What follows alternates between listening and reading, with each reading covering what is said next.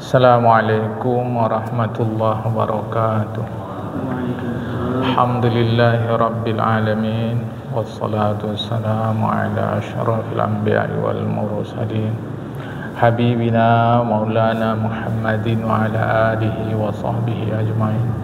Man yahdihillahu fala mudilla lahu wa man yudlil fala hadiya lahu. Qala al-musannif rahimahullahu ta'ala wa nafa'ana bi'ulumihi fid darain amin. Summa qala Allah ta'ala a'udzu billahi minasy syaithanir rajim. Bismillahirrahmanirrahim. Inna ba'dadh-dhanni ismun, bahwasanya sebahagian daripada syak itu, syak itu maksudnya zon, sangka. Sebahagian daripada sangka itu adalah dosa besar. Jadi sangka-sangka ini ada kalanya haram. Itulah buruk sangka yang disebut oleh masyarakat su'ul dhan. Itu hukumnya haram. Ya jamaah, ada kalanya zan, sangka ini wajib. Jadi ada kalanya sangka itu haram. Itulah su'zan, buruk zan sangka. Nanti kita terangkan. Ada kalanya sangka itu wajib. Seperti kita sekarang yang di luar negeri Mekah, sembahyang menghadap kiblat. Pastikah kita menghadap kiblat? Secara fikih tidak. Itu tingkatnya zon, sangka. Wajib kita zon bahwa kita menghadap kiblat. Jadi kalau ada yang bilang pastilah saya sembahyang menghadap kiblat, atau sah disoal. Karena kalau disoal nanti yang jadi bertekak, bukan makom ilmu dia. Kecuali kalau kita ada di hadapan Ka'bah, itulah pasti. Jadi bagi yang di depan, yang di hadapan, yang di muka dia Ka'bah, wajib yakin dia menghadap kiblat.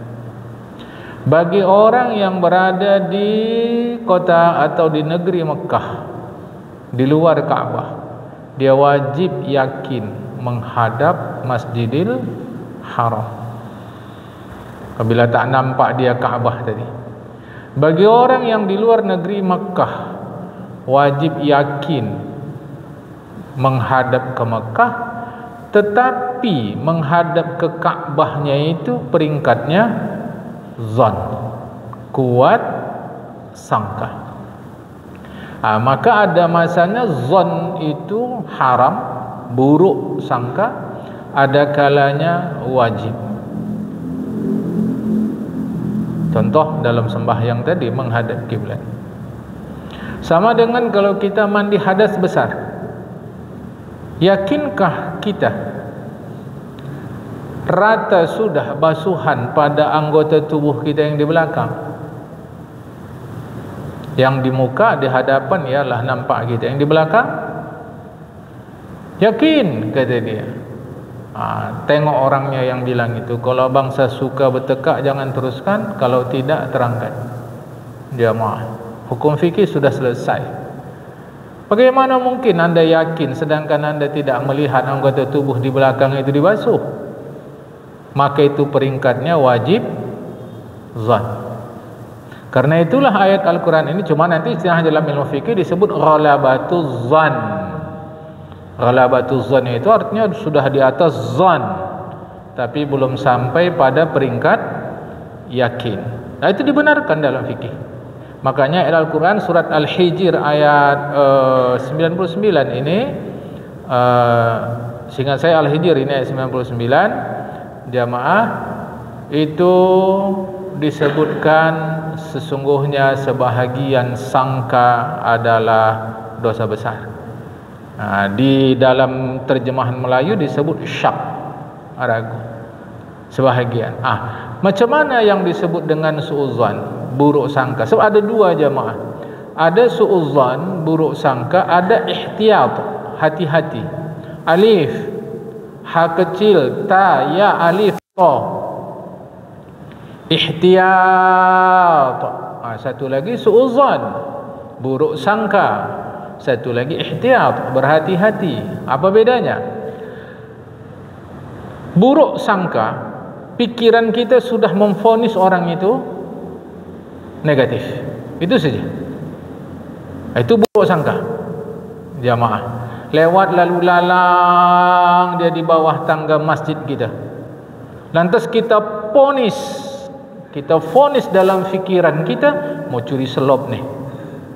Itulah su'udzan. Karena fikiran kita sudah memvonis dia, sudah menghukum dia mencuri. Tetapi ihtiyat, hati-hati. Apa itu? Ini ada orang lalu lalang. Mari kita waspada. Jangan biarkan sandal kita nanti entah diambil orang. Jadi bedanya tipis. Su'udzan kita sudah menghukum, memvonis, sedangkan ihtiyat, berhati-hati, tak ada sama sekali, hanya berwaspada. Siapa yang tahu kita ihtiyat atau su'udzan, buruk sangka, itu kita yang tahu. Saya sudah jelaskan jamaah ya. Jadi berihtiyat, berhati-hati itu baik, menandakan kita waspada. Tapi su'udzan, buruk sangka, menandakan kita orang rendah dalam akhlak. Jadi bedanya sudah. Agama melarang ya. Sebahagian sangka itu adalah dosa besar. Yang mana yang dosa besar itu? Buruk sangka. Maka adalah kata segala sufi, ulama ahli akhlak, dan kata segala fuqaha ahli fikih, bersuatu keduanya. Arti bersuatu sama keduanya pada maksudnya. Maksud ayat ini dua-dua sama. Karena yang hakikat kata sufi itu kembali ia kepada kata fuqaha jua. Jadi yang difahami oleh orang-orang dalam ilmu akhlak, yang sebahagian masyarakat sebutnya tasawuf, itu sama dengan apa yang dikatakan oleh ahli fiqih. Jadi fiqih itu syariat, fikih itu syariat, tasawuf itu akhlak. Tidak boleh akhlak itu melanggar hukum syariat. Karena hati saya sudah ikhlas, maka tak perlu lagi sembahyang. Tak boleh. Tak boleh sama sekali. Rasulullah Muhammad SAW sampai wafat beliau tetap sembahyang. Boleh saja saya minum khamar, kerana di tenggorokan saya khamar tadi setelah berubah menjadi air putih biasa. Tak boleh jamaah. Jadi orang yang betul-betul bertasawuf, kata Imam Al-Ghazali rahimahullah ta'ala, adalah orang yang betul-betul mengikut sunnah Rasulullah Muhammad sallallahu alaihi wasallam. Ini hati-hati jamaah, patokan kita Rasulullah. Syariat adalah pembimbing, ya. Dan lagi wajib memeliharakan kubul. Kubul itu kelamin daripada yang haram. Ini tak usah saya terangkan lagi lah, sudah faham kita itu. Dan lagi haram menyakiti segala makhluk. Perhatikan kalimat segala makhluk. Tak boleh disakiti. Segala makhluk Allah Ta'ala. Dengan apa? Dengan tangannya, dengan kakinya, jikalau semut yang kecil sekalipun. Inilah ajaran akhlak Islam. Tak boleh. Apalagi membunuh jamaah. Apalagi membunuh, tak boleh. Menyakiti tak boleh. Lain hal kalau dia mengganggu jamaah. Kalau dia sudah mengganggu kita, itu lain hal. Ini sengaja kita bunuh, itu tak boleh, berdosa hukumnya. Ini mau hati-hati ya. Kalau sudah mengganggu, jangankan binatang, manusia pun boleh ditegakkan hukum kepada dia jamaah. Dan lagi perhatikan ni, akhlak Islam, kitab ni dah lama ditulis, puluhan ratusan tahun yang lalu. Dan lagi jangan mengerat, memotong kayu pada pohonnya hingga daunnya sekalipun, karena yang demikian itu alamat tanda kurang umur orang yang berbuat dia. Apa maksudnya ini? Jangan sembarangan merusak pohon. Ada buku baru terbit berbahasa Melayu Malaysia, huruf Latin. Baru terbit. Saya baru dapat informasinya semalam. Baru terbit, jemaah. Tentang tuntunan Islam terhadap lingkungan hidup. Itu huruf Latin tapi bahasa Melayu, jemaah. Islam ni sangat keras. Tapi itulah, kita ni kurang merawat, kurang memperhatikan. Jadi terlarang mengerat, memotong kayu pada pohonnya hingga daunnya sekalipun, karena yang demikian itu tanda kurang umur orang yang berbuat dia. Kurang umur ni bukan maksudnya umur dia kurang dewasa fikiran dia, kurang matang fikiran dia, ya. Jika ada perbuatan itu sia-sia jua, itu maksudnya. Tetapi jika ada maksud pada yang demikian itu, maka ya itu harus boleh. Kalau ada maksudnya boleh. Misal pohon tadi mengganggu lalu lalang orang, boleh. Kita membangun masjid ini mesti pohon dulu di sini, mesti pohon. Tak ada pohon-pohon kata, yang ada rumput. Rumput itu bukan pohon. Tapi kerana perlu kita mendirikan masjid ini, tak apalah, kita tebangkan jemaah. Tapi kalau tak perlu, buat. Macam kita di rumah kita masing-masing, apa aja tanamlah jemaah. Itu ajaran Islam. Tak perlu pula pohon hebat-hebat, asal tanam pohon. Itu ajaran Islam. Ayat-ayat Al-Quran jelas, jangan kalian berbuat kerusakan di muka bumi. Tapi kita semudah itu. Akhlak kita orang Islam ni kadang mengelus dada sajalah kita. Jangan terhadap pohon, terhadap semut, terhadap orang pun kadang akhlak kita luar biasa. Belum lagi kalau akhlak bertetangga, berjiran di dalam Islam. Ini sekedar pengantar umum kitab kita ini jemaah, ya. Itu tak boleh. Apalagi, dan lagi jangan engkau berjalan kepada orang yang kaya dengan kau menghina diri kepadanya, kerana yang demikian itu haram. Ya jemaah. Bahasa kita ni menjilat. Jangan menjilat kepada orang kaya. Haram hukumnya, jelas itu. Tapi kita kan tidak. Bukan hanya menjilat kepada orang kaya, bahkan kita memfitnah saudara kita demi mendapat keuntungan dari si kaya. Jelas itu haramnya. Takkan kita menjilat sama orang miskin. Apa kita harap dari orang miskin? Kepada orang kaya kita menjilat. Apa bahasa masyarakatnya menjilat ni? Angkat telur. Kalau dah jumpa sama si kaya tadi, bukan tanggung, macam malaikat si kaya tu dipujinya. Apa ingin dia? Kalau tak harta si kaya, haram hukumnya. Benda tu tetap halal, tapi cara memperolehnya haram. Itu nanti namanya haram aridi. Tak berani saya menyampaikan hukum yang benar di majlis ini. Tak berani. Saya sampaikan yang baik-baik saja. Kenapa? Karena saya angkat telur, menjilat kepada kita. Sebab kalau aku sampaikan hukum dengan sebenar semua, nanti tersinggung, kena pecah pula saya. Kena di otak saya udah duit saja, pujian orang saja. sanjungan orang saja, maka saya tak berani sampaikan hukum yang sebenar. Yang saya sampaikan adalah hukum yang elok-elok, yang menyenangkan kita saja. Perbuatan saya haram. Baik-baik kau sama dia tu, nanti mudah kau kerja. Sampai sini betul? Karena dalam agama kita disuruh berbuat baik. Masalahnya bukan itu. Sampai menjilat dia sama kawan tadi supaya mudah dapat kerja. Tengok jamaah, haram hukumnya, haram. Kita ni kalau disuruh makan B2 tak ada yang mau ni.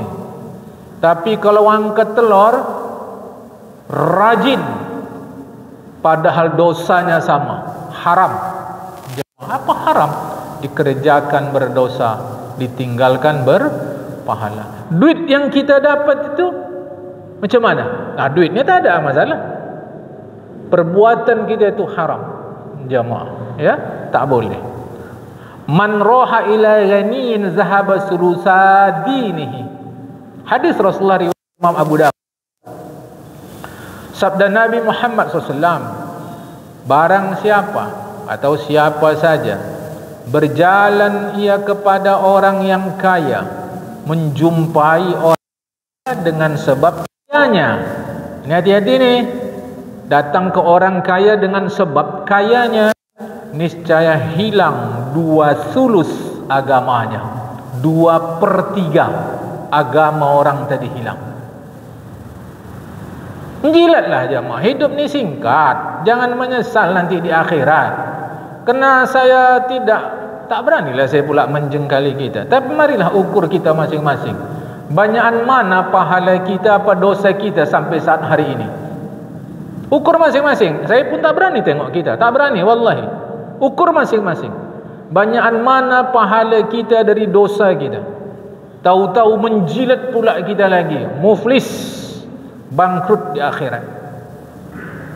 Jamaah, habis itu. Ya, jadi kalau datang ke orang kaya karena kayanya. Ada orang-orang kaya ini dermawannya luar biasa. Awak datang ke dia, mencium tangan dia pun mau awak rasa. Apalagi di zaman kita ni, payah orang mengeluarkan harta. Dia kaya, rajin ibadah, rendah hati, rajin pula bersedekah memberi. Macam mana awak tak mau cium tangan dia? Kita datangi dia, tak masuk dalam hadis ni. Kerana kita bukan mau menjilat dia, sama sekali bukan kita mau mengangkat telur ke dia. Kalau bahasa Arabnya mudahanatun, mim dal alif ha besar nun tabulat, mudahanah. Mudahanah itu asal kata dahnun, minyak. Jadi artinya berminyak bibir. Itu jamaah, berminyak bibir, memuji-muji, menyanjung-nyanjung. Apa tujuan? Supaya dapat harta dari orang tadi. Baik, kita teruskan. Itu mudahanatun, menjilat, terlarang. Hilang 2/3 agama orang ini. Tapi kalau kita datangi si kaya tadi, bukan karena harta dia, karena dia orang solih, macam mana kita tak datangi? Coba dulu. Baik, 2/3 agama orang tadi hilang. Apa maksudnya ni? Maka jika ada maksud, perhatikan ni. Maka jika ada maksud pada pergi itu yang tak dapat tiada, tak bisa tidak kita mesti datang ke si orang kaya tadi.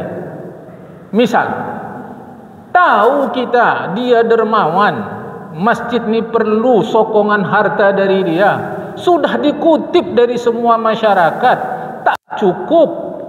Dia belum dikutip, bukan dia pelit, cuma dia belum tahu. Kita datang kepada dia menjelaskan untuk keperluan masjid kita, misal kata, maka harus berjalan kepadanya. Berjalan itu datang.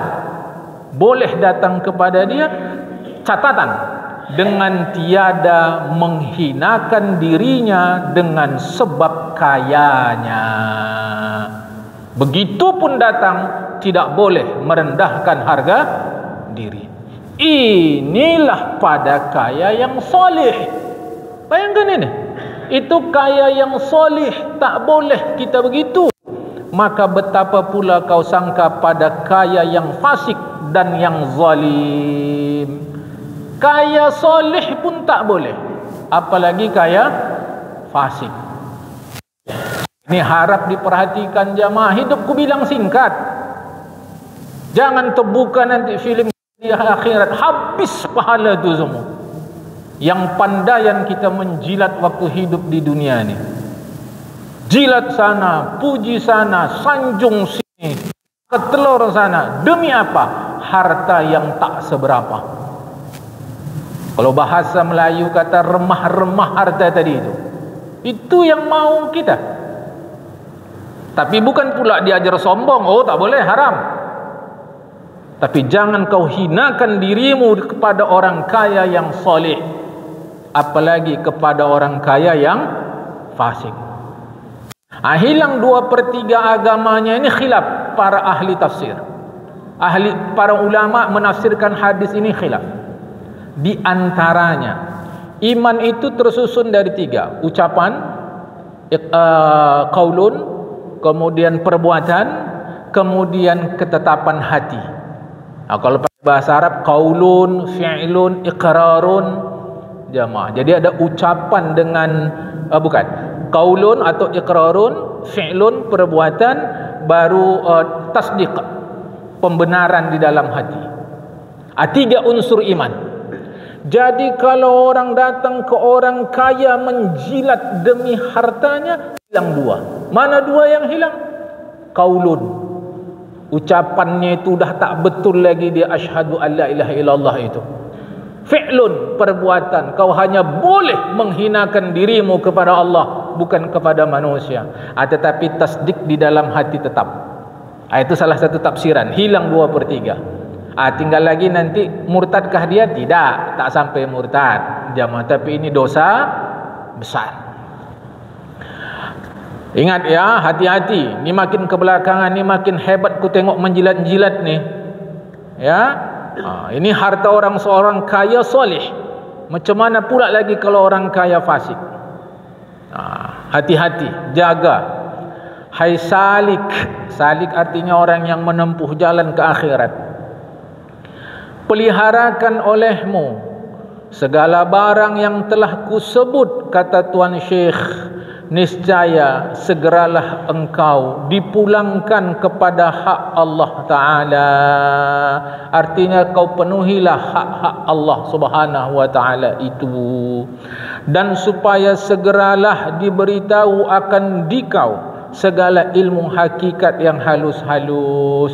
Ini nanti namanya spiritual experience, pengalaman spiritual. Itu tak bisa dikaji jemaah. Contoh, mungkin di antara kita pernah waktu sembahyang tu rasanya kok enak kali. Mungkin pernah rasa kita waktu puasa kok rasanya tenang kali. Dan itu macam tak terulang lagi. Itulah namanya pengalaman spiritual, hakikat yang halus-halus. Itu tak bisa dikaji, satu pengalaman. Termasuk pengalaman Rasulullah mendapat wahyu dari Allah Ta'ala melalui malaikat Jibril. Itu tak bisa dikaji jamaah, pengalaman itu. Dan itu kuasa Allah Ta'ala kepada manusia. Seterusnya apa lagi? Demikian lagi, haramlah engkau bercengum-cengum. Apa bercengum-cengum ni? Tidak berteguran dengan segala manusia lebih daripada 3 hari. 3 hari kalau cara orang sekarang 3 kali 24 jam. Tidak boleh tidak berteguran lebih dari 3 hari. Karena ia membawa kepada berdendam-dendam. Dan dendam-dendam itu membawa kepada kufur. Jamaah, mutlakkah kita tak boleh teguran? Tidak. Kita yang salah kepada dia, kita tak menegur dia, itulah yang kena. Yang boleh itu, yang haram jamaah.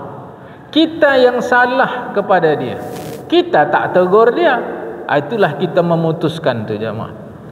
Kita tak salah, kita tak negur dia bukan karena benci, bukan karena apa, memang tak tegur saja, tak ada masalah jamaah. Bahkan boleh kita tak menegur seseorang. Ada 3 orang sahabat tak ikut berperang, itu baca surat At-Taubah. Semua orang-orang mukallaf yang layak pergi perang Hunain tahun ke-9 Hijrah. Tapi ada 3 orang sahabat tak mau pergi berperang. Datang perintah dari Allah, kalian seluruh orang mukmin jangan tegur mereka yang bertiga.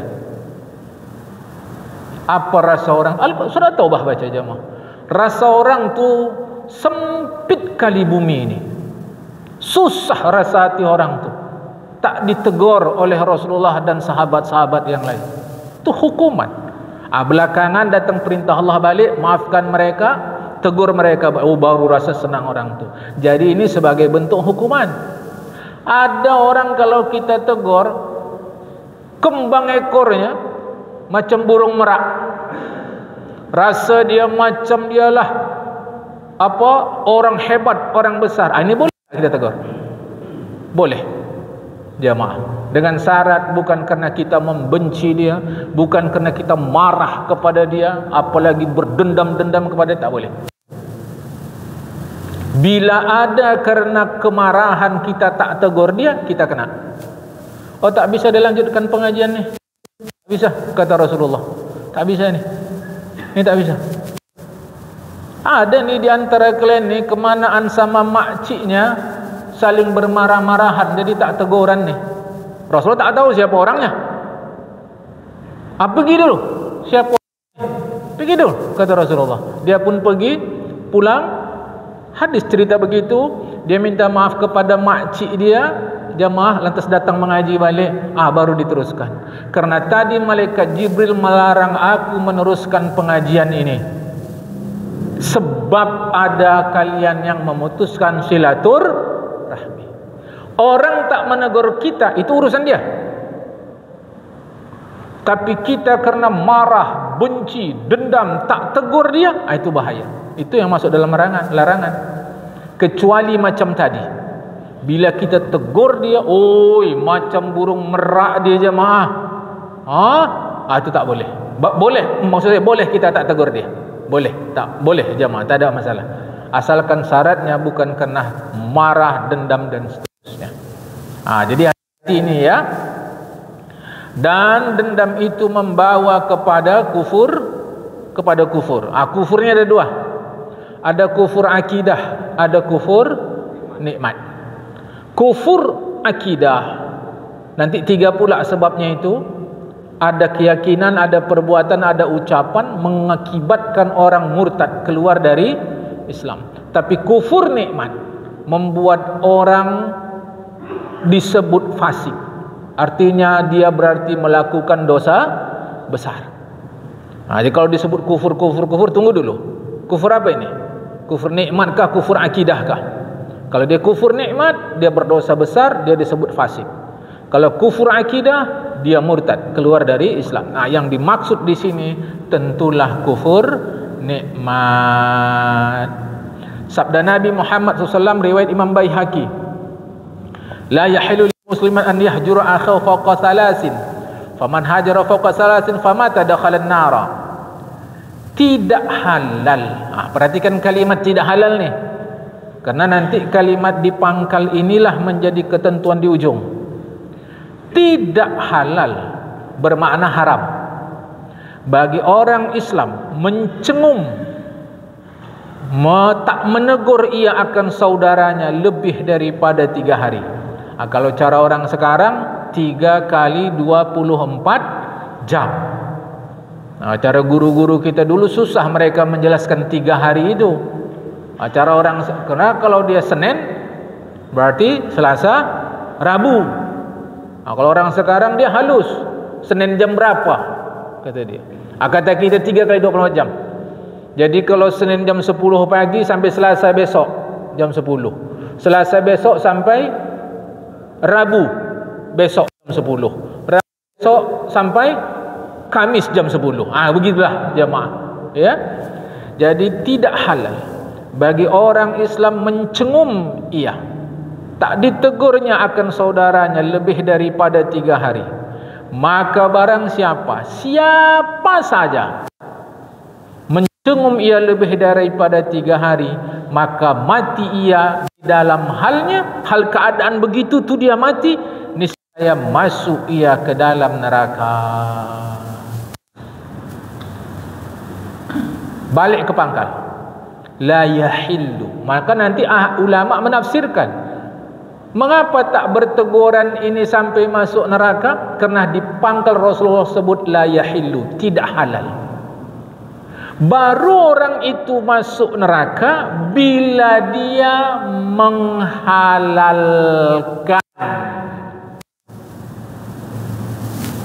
Halal boleh tak berteguran dengan dasar marah-marahan, berarti dia sudah melawan Rasulullah Muhammad SAW. Nanti mahkamah syariah yang menghukum, memeriksa dia, betulkah maksud kau menghalalkan ni melawan Rasulullah, melawan hadis Rasulullah ini? Betul, kata dia. Nanti ditetapkan murtad, keluar dari Islam, dakhalan nar, masuk ke dalam neraka. Tapi kalau dia tak menghalalkan, dia menjadi orang fasik, pelaku dosa besar. Ini hati-hati membaca hadis-hadis seperti ini jemaah. Jangan mudah-mudah menghukum. Kecuali nanti di akhirat ditimbang-timbang sana sini lebih banyak dosa dia daripada pahala dia, itu barulah pulang kepada Allah. Bila Allah masih kasihi dia, masuklah dia ke dalam surga. Tapi bila Allah tegakkan keadilan Allah, pulanglah pada Allah Subhanahu wa taala. Jadi jangan tak berteguran. Jemaah, tak mau dia berdiri di sap dekat kawan tu. Tak mau. Kenapa? Tak suruh aku dekat dia ni. Tengok tu. Macam mana sembahyang tu boleh diterima? Coba dia. Macam mana sembahyang tu boleh diterima? Sedangkan sembahyang berjamaah ini Rasulullah ajarkan kita agar bertegur-teguran, bersama-samaan, bergandeng-gandengan tangan sesama umat Islam. Tahu-tahu kan ada kosong tu bang, maju sikit, tak kalian lah. Coba jamaah. Saya tak ada urusan mengurus pribadi kita. Saya hanya mengingatkan kita, hidup ni singkat, semua bakal pulang. Jangan pulang nanti kita muflis. Mim fa lam sin, muflis. Muflis ni bahasa kita bangkrut. Habis semua sudah. Kita teruskan. Lagi sabda Nabi Muhammad sallallahu alaihi wasallam. Masya-Allah. Haramlah bercengum-cengum sesama mukmin lebih daripada 3 hari. Maka jika lalu dengan dia perbuatan tadi 3 hari, hendaklah bertemu ia orang tadi dengan dia, hendaklah memberi salam ia orang yang tak mau menegur tadi atas orang yang ditegur. Assalamualaikum, saya minta maaf, saya salah, saya selama ini. Dia mah. Ini kita kan tidak tinggi kali harga diri kita. Kalau tak dia datang minta maaf sama aku, tak ada. Allah, hebat kali kita ni rupanya. Dah banyak kali harta kita berbanding Qarun. Sudah tinggi kali kekuasaan kita berbanding Firaun. Hebat kali rupanya jabatan kita berbanding Haman. Dan seterusnya jemaah. Ini mau hati-hati ya. Maka kalau datang orang tadi memberikan salam, mengkembalikan, membalaslah ia atasnya salam. Assalamualaikum, saya izin Waalaikumsalam rahmatullah. Kalau begitu macam mana? Maka sesungguhnya telah mensyarikatlah pada pahala. Artinya bersekutu pada pahala, dapatlah pahala. Jamaah hati-hati. Hati-hati sekali. Saya ulang-ulang, orang tak tegur kita, itu urusan dia. Asalkan jangan kita berdendam kepada orang lain. Bolehkah kita tak menegur orang lain? Boleh, kalau memang itu ada kebaikan dalam agama. Kalau tidak, jangan. Jamaah, ini berbahaya. Dan jadi mengucap salam, ini kita luaskan ke fikih. Mengucap salam, berinisiatif mengucap salam, hukumnya sunat. Adapun membalas salam, hukumnya wajib. Macam mana kalau tak dibalas? Dan jika tiada mengkembali ia, maksudnya tak membalas ia orang yang menerima ucapan salam itu atasnya, atas orang yang pertama yang mengucap salam, niscaya berdosalah ia yang tiada membalas tadi, tiada jadi berdosa orang yang memberi salam itu. Si A mengucap salam ke si B, Assalamualaikum, si B tak mau balas, itu berdosa si B. Ini kita hati-hati jemaah. Saya amalkanlah petunjuk Allah itu. Rasulullah mengajarkan kita kalau bertemu ucapkan salam. Ku amalkan itu. Assalamualaikum, dia bilang. Apa sautan? Yai, kata. Apa ni? Oi, agak-agaknya dia tak mendengar apa yang saya sampaikan. Ulang lagi kapan-kapan jumpa. Assalamualaikum, ya, kata dia. Mana ini jemaah? Apa berat kali mulut kita bilang Waalaikumsalam tadi? Apa kalau kita kata Waalaikumsalam lantas oleh pemerintah kita disebut teroris? Saya rasa tidak. Lebih lucu kadang bertamu pun kita tak mengucap salam. Kalau itu sunat, bukan wajib. Ini kan dari cerita wajib jemaah. Kadang-kadang bertamu mukul pintu tu macam memakai martel, dia mukul. Bang bang bang bang bang. Dulu saya amalkan. Assalamualaikum, kata saya. Yo, kata dia. Apa ini? Belakangan tak lagi. Mengapa? Kerana jadi berdosa dia. Dia jadi berdosa. Makanya sekarang kalau jumpa, dah. Macam bahasa Tarzan. Macam di hutan. Apa payah dia? Waalaikumsalam, dah. Bukan mesti fasih macam orang Arab. Waalaikumsalam. Mana begitu pula? Waalaikumsalam, dah. Assalamualaikum, kata dia. Mana itu? Menjawab salam hukumnya wajib. Sudahlah, daripada berdosa saja orang ni. Saya tak ucap salam lagi. Kalau jumpa bang, dah, biasa dah. Yang penting hati awak tak ada membenci, tak ada murka, tak ada apa segala macam jemaah. Ya, dah. Baik. Sampai sini dulu malam ni. Tolong bagi tanda. Macam mana kalau kita ada 3 orang, tapi hanya 2 orang saja cerita-cerita, tidak kita libatkan yang satu? Ini apa hukum kita yang berdua ni? Kita yang berdua ni ada bertiga situ, tapi kita 2 je cerita, yang 3 tidak, yang satu itu tidak kita ikutkan. Apa hukum bagi kita yang berdua ni? Ini akan datanglah kajinya. Malam ni sampai sini dulu. Tolong bagi tanda kitab tu. Assalamualaikum warahmatullahi wabarakatuh.